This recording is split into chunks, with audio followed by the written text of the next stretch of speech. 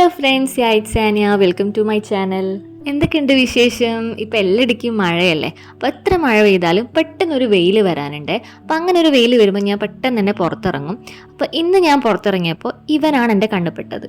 കണ്ടിട്ട് മനസ്സിലായോ? ഇതാണ് റൂബി പ്ലാന്റ്. ഒരു സമയം ഈ ഒരു പ്ലാന്റ് ഭയങ്കര ട്രെൻഡിങ് ആയിരുന്നേ. ലൈക്ക് നമുക്കിങ്ങനെ ബോർഡർ ആയിട്ടെല്ലാം വെച്ച് കൊടുത്താൽ നല്ല രീതിയിൽ ബുഷി ആയിട്ട് നമുക്ക് വളർത്താൻ പറ്റുന്നതാണ്. അപ്പോൾ ഇതെൻ്റെ വീട്ടിൽ ചട്ടിയിലായിരുന്നു ആദ്യം ഉണ്ടായത്. പിന്നെ ഇതെങ്ങനെയോ ഞാൻ ഒരു പീസ് പുറത്ത് വീണതാണ്. അതാണ് ഇങ്ങനെ ലഷായിട്ട് വന്നിട്ടുള്ളത്.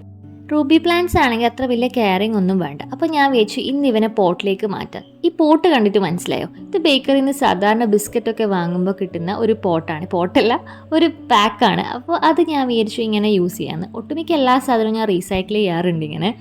അപ്പോൾ ഞാൻ ജസ്റ്റ് അത് എടുത്തു. അതിന് ഞാനൊരു 4 ഹോള് വെച്ച് കൊടുത്തിട്ടുണ്ട്. എന്തായാലും ഡ്രെയിനേജ് ഹോള് വേണം, അല്ലാന്നുണ്ടെങ്കിൽ ചെടികൾ വേഗം ചീഞ്ഞു പോകും. നമ്മൾ പൊതുവേ പ്ലാന്റ്സിൻ്റെ കട്ടിങ്സ് വെച്ചിട്ട് പ്രൊപ്പഗേറ്റ് ചെയ്യുന്നതാണെങ്കിൽ ഇങ്ങനത്തെ ചെറിയ പോട്ട്സ് സെലക്ട് ചെയ്യുക. നമ്മൾ വാങ്ങുന്നതായാലും അതുപോലെ തന്നെ വീട്ടിലിങ്ങനെ എന്തായാലും ഇങ്ങനത്തെ ഡബ്ബകൾ ഉണ്ടാവും. ഇപ്പോൾ എസ്പെഷ്യലി നമ്മൾ ഐസ്ക്രീം ഡബ്ബകൾ ഉണ്ടാവില്ലേ. അപ്പോൾ അങ്ങനത്തെ ഇതൊക്കെ വെച്ചിട്ട് നമ്മൾ പ്രൊപ്പഗേറ്റ് ചെയ്യുക. കാരണം നമ്മൾ ഫസ്റ്റ് തന്നെ കുട്ടി പ്ലാന്റ് ആയിരിക്കും നമ്മൾ വെക്കുന്നുണ്ടാവുക. അപ്പോൾ അതിന് വേര് വരാൻ ഇത്രയുള്ള ഒരു സ്പേസിലുള്ള ഒരു പോട്ട് എനഫാണ് ആക്ച്വലി.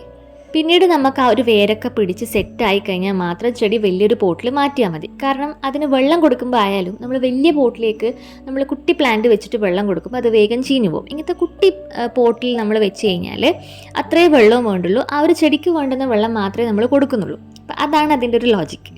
അപ്പോൾ ഞാൻ കുറച്ച് റൂബി പ്ലാന്റ്സിൻ്റെ കട്ടിങ്സ് എടുക്കാൻ പോയതാണ്.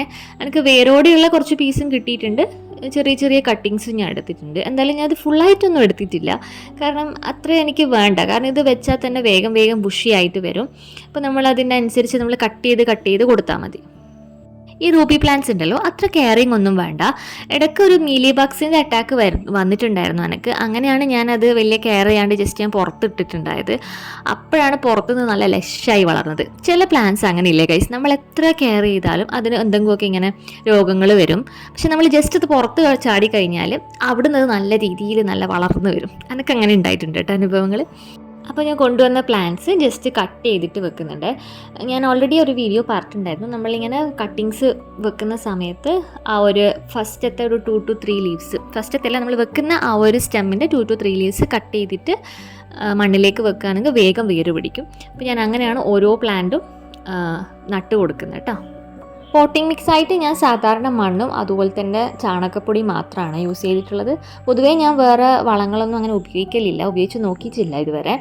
അപ്പോൾ ഈ 2 മണ്ണും ചാണകപ്പൊടി തന്നെയാണ് പൊതുവേ പ്ലാന്റ് ചെയ്യുമ്പോൾ യൂസ് ചെയ്യൽ. ചില പ്ലാന്റ്സിലാണെങ്കിൽ ഞാൻ ജസ്റ്റ് മണ്ണിൽ മാത്രം നട്ടു കൊടുക്കും, വളങ്ങളൊന്നും ആഡ് ചെയ്യാണ്ട്. ജസ്റ്റ് ഒന്ന് സെറ്റായി വന്നാൽ മാത്രം വളങ്ങൾ ആഡ് ചെയ്യലുണ്ട്. അപ്പോൾ ഇന്ന് ഞാൻ ഈ ഒരു 2 പോട്ടിംഗ് മിക്സാണ് യൂസ് ചെയ്തിട്ടുള്ളത്.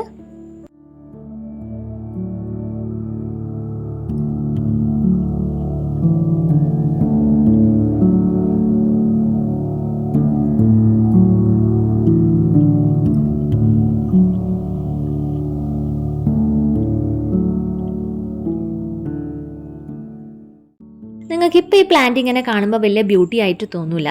പക്ഷേ ഇതൊന്ന് ബുഷിയായി വന്നു കഴിഞ്ഞിട്ട് നമ്മളൊന്ന് കട്ട് ചെയ്ത് ഒന്ന് സെറ്റാക്കി വെച്ചാലുണ്ടല്ലോ നല്ല പ്ലാന്റാണ്. വലിയ കെയറിങ്ങും വേണ്ട. ബിഗിനേഴ്സിനും നമുക്ക് ഈ ഒരു പ്ലാന്റ് നട്ടിട്ട് ഒന്ന് സെറ്റ് ആവാൻ പറ്റുന്ന ഒരു ചെടി തന്നെയാണ്. അപ്പോൾ നിങ്ങൾക്ക് ഇങ്ങനത്തെ കുറേ ഗാർഡനിങ് ടിപ്സും അതുപോലെ തന്നെ DIY ഐഡിയാസൊക്കെ വേണമെന്നുണ്ടെങ്കിൽ ജസ്റ്റ് ഒന്ന് ചാനൽ സബ്സ്ക്രൈബ് ചെയ്യുക. അതുപോലെ തന്നെ ബെൽ ബട്ടണും കൂടി ക്ലിക്ക് ചെയ്താൽ നിങ്ങൾക്ക് പെട്ടെന്ന് തന്നെ വീഡിയോ കാണാൻ വേണ്ടി പറ്റുമേ. അപ്പോൾ ഞാൻ നട്ട ചെടിക്കൊന്ന് നനച്ച് കൊടുക്കുന്നുണ്ട്. അപ്പോൾ ഇത് ഞാൻ നല്ല ബുഷിയായി വന്നാൽ ഞാൻ അടുത്ത വീഡിയോയിൽ ഞാൻ അപ്ഡേറ്റ് ചെയ്യാം. ജസ്റ്റ് ഒന്ന് സെറ്റായി വരട്ടെ. അപ്പോൾ അത്രയേ ഉള്ളൂ ഗൈസ് ഇന്നത്തെ വീഡിയോ. ബായ്.